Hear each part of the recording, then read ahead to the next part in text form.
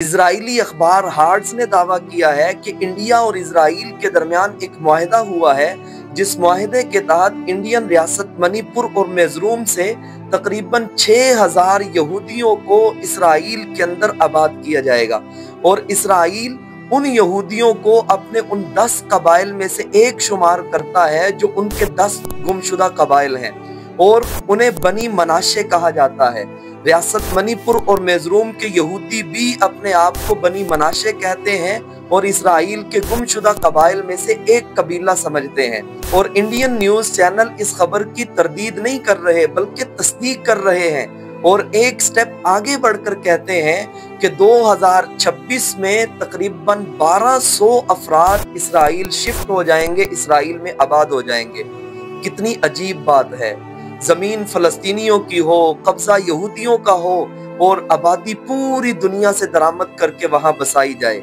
ये बस्ती बसाने का अमल है, ये फलस्तीनियों की शनाख्त मसख करने और सरजमीन अंबिया को यहूदियाने में बदलने की साजिश हो रही है।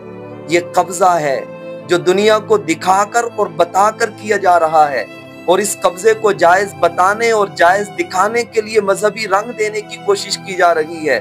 क्या ये इंसाफ है कि इंडियन रियासत मणिपुर और मिज़ोरम का एक इंसान यरूशलेम में मुस्तहिक शहरी हो जाए और गजा और अल खलील का एक बच्चा अपने बाप की झोंपड़ी और अपने बाप की जमीनों के अंदर दाखिल होने के लिए इस्राइली इजाजतनामे का मोहताज हो और इस्राइल इस प्रोजेक्ट को वापसी का नाम दे रहा है।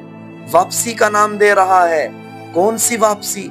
जिन अफराद ने कभी फलस्तीन की सरजमीन देखी नहीं, कभी फलस्तीन के दरख्तों के नीचे बैठे नहीं, कभी फलस्तीन की फिजाओं में अजान की आवाज सुनी नहीं, कभी फलस्तीन की जमीन की खुशबू सूंघी नहीं, वो कैसे वापस हो रहे हैं?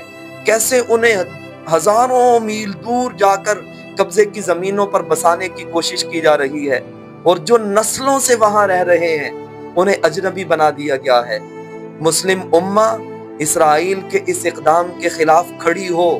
इंसानी हुकूक की तंजीमों को भरपूर आवाज उठानी चाहिए और फलस्तीनियों को उनकी जमीनों तक पहुंचने की इजाजत देनी चाहिए।